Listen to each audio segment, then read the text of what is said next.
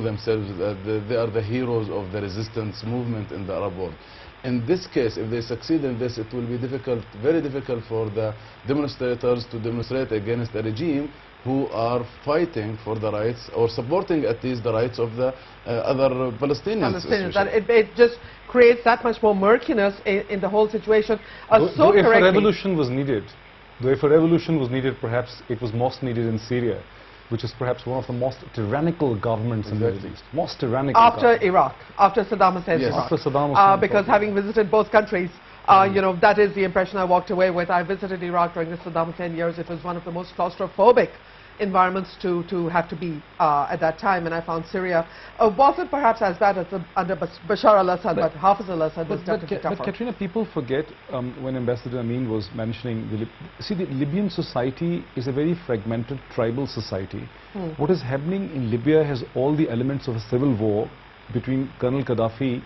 He's disgusting and he's a lunatic, and he's irrational, and he has done almost no, because if you look at the history of things which he has been doing, especially to placate and appease the Western powers, ever since he saw the end of Saddam Hussein in 2003 and 2004 onwards, look what he did to Pakistan on the nuclear issue. I wanted to get to this. I want you to comment on this. Just to bring our viewers up to date. But Libyan society is very different from Egypt, which is a very settled urban mass pop. What happened in Egypt in Tahrir Square was a mass revolution. It was the kind of thing like when people in Lahore were about to decide to march onto Islamabad for the restoration. You see, Egypt is a settled society. Libya, on the other hand, is a fragmented tribal society. Not as thickly populated either. I mean, Libya is... But one of the things, Dr. Pirzada, I want you to comment on, of course, is that Libya, in many ways, let Pakistan down hugely when it's in its interest to appease the West. It pretty much blew the whistle on Dr. Qadir. For right or wrong or whatever that happened. Bring us up to speed on that. I think Libya did everything possible. Libya did everything possible under the sun to placate the Western and to buy a sense of security for themselves. And very interesting things happened to Libya. I mean, look, in 2007, in 2008 or 2009, Libya was admitted for 2 years on the Security Council, the non-permanent member. I mean, it did everything. Not only that, it paid. And the Lockerbie man was released on bail. I mean, we never thought he was going to be released. And he went back. He's still alive. He went back to Libya to spend the rest of the time in Libya. Libya paid the compensation on the Lockerbie issue. Libya sold us down on the nuclear issue. And Libya did everything possible. And now it seems to be going away. Well, so Colonel Gaddafi can't turn around and say... take righteousness. But here's the thing now. Before we go on the break, this is the problem when you're running a totally authoritarian dictatorial regime, as is Colonel Gaddafi, as is Saddam Hussein. How in touch with reality really are you? I mean, looking at Colonel Gaddafi's press conference a couple of weeks ago, I was amazed. It sounded absolutely inane, the things that he was saying while war was raging around all over the place in his country, and he said everything is fine. Sounded very much like what Saddam Hussein used to say, it'll be the mother of all battles. And look where Saddam Hussein ended up. Well, when we return, we are of course going to zero in on what Colonel Gaddafi's actions were that hurt Pakistan's interests so badly. So what should our stand now be? We'll go to Karachi and try and get an answer from Ambassador Shahid Amin, but after a short break, so please stay with us.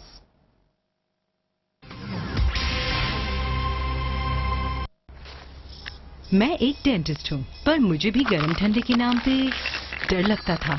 ये That match is not going to take place in Lahore's Gaddafi Stadium. It's going to actually be taken place in India. That's right. One of our largest cricket stadiums in Lahore is named after Colonel Gaddafi. Some of you who of the older generation may very well remember the OIC summit in Pakistan in 1973 when Colonel Gaddafi was fated as a hero in Pakistan. He was the one man whom everybody was fascinated by. When he arrived at Lahore airport, he was making those victory signs and he captured the imagination of the Pakistani people. That Colonel Gaddafi and today's Colonel Gaddafi seems like a million miles apart. Ambassador Shahid Amin, Libya let Pakistan down really badly by blowing the whistle on Dr. Qadir. What should Pakistan's stand now be? Should we still go along with Arab Brotherhood sentiments, or shall we be saying, we don't play with you, we don't support you? Well, there are two separate issues. One is what Pakistan should do in the present circumstances, and I think our Foreign Office has issued a statement which is very broad in principles but very unclear in specifics. It says we should respect the sovereignty, independence and integrity of Libya and the sentiments of the people, etc. But I think the problem with the present government in Pakistan is that this is the People's Party government which under Bhutto had such close relations with Gaddafi. And I attended the Lahore summit, and I was dealing with Libya at that time. I attended the meetings in Karachi in which very ambitious agreements were signed, including one on nuclear collaboration. But you know, Ambassador Amin? this was 1974 February. Now the point is this: Libya in the early phase was genuinely light in Pakistan for the simple reason that in the 1971 war, Colonel Gaddafi expressed full support for Pakistan and openly criticized and condemned India, gave us military help as well. Now this obviously electrified the Pakistani public opinion, and plus in the early years he had this appearance of being a very simple Muslim, abiding Muslim who had banned smoking and or rather drinking and gambling and things like this, used to lead prayers, etc. Now this is exactly the kind of thing which appeals to Pakistani public opinion. But then in the 70s he started to move away and he became very close to the Soviet Union, and then of course there were difficulties with Pakistan on the Bhutto execution and so forth. So the Gaddafi of later years was entirely different from the Gaddafi of the 1970s. However, so far as this question of whether we should criticize him or condemn him for letting us down, well, you know, we have to maintain some degree of cordiality with Libya. We have many Pakistanis working there, and Pakistani public opinion would not like that we should in a way condemn or let down the head of an Islamic country who had been very friendly with Pakistan. So I think our government has to play it very cool. We should not obviously support Gaddafi, but at the same time we should not appear to be siding with what the Western countries are doing in terms of air strikes and things like that. But Ambassador Amin, of course, another crucial issue is if we put aside our own personal issues with Colonel Gaddafi regarding the nuclear issue, the fact still remains is that he is massacring his own civilians. Shouldn't we just be taking a stand on that front and saying this is completely unacceptable? Oh, absolutely. If you come to the moral issue, it's so clear. I think everybody in Pakistan sympathized with what was happening in Tunis and Egypt, that the masses were against tyrannical rule and finally succeeded. Now it is the same thing is happening in Libya. I agree with Dr. Pirzada that there are tribal factors and other things also in Libya. But essentially, I know from the days I was ambassador in Libya in the 80s, that the public opinion was very, very hostile to the government because of the tyrannical rule of Gaddafi. There were such cruelties that you could not believe. I mean, I could give those details, but they are so graphic that you will be utterly shocked by the kind of cruelty that he used to exercise. So just now there is a moral issue. This ruler who is tyrannical is using brutal force, air force, tanks and so forth against his own population. Now a reference was made to Bahrain, but in Bahrain is the air force tanks being used against the Bahraini population. So I think we should be careful in making comparisons. Right. I don't think we're comparing Bahrain to Libya, but we are definitely looking at Syria and what is likely to happen in Syria. Mr. Matar, of course, one of the complicated things over here where it's likely to get very, very messy is if protests start spreading in Saudi Arabia. That would potentially really, really set the Muslim world into a state of crisis. No doubt. What do you think is likely to be happening in Saudi Arabia? Do you think that the protests in Saudi Arabia will be quelled by the King's appeal? I think what happened in Bahrain was the key or the title to what is happening in Saudi Arabia. Bahrain is very close to Saudi Arabia. It has almost the same situation regarding the population. In Bahrain, majority of the population, or let me be so, as the government is saying, something around 50 to 60% of the population are Shia. In the eastern part of Saudi Arabia, there is a similar percentage of the Shia. In Saudi Arabia? Yeah, in the eastern part of Saudi Arabia. Eastern part, yeah. So, so many people... Which actually borders Bahrain. Exactly. Many people were thinking that what happened in Bahrain will have a reflection to Saudi Arabia. So in the same way, how the situation was controlled in Bahrain will be controlled in Saudi Arabia. This is what most of the people thinks who really know about the situation in Saudi Arabia.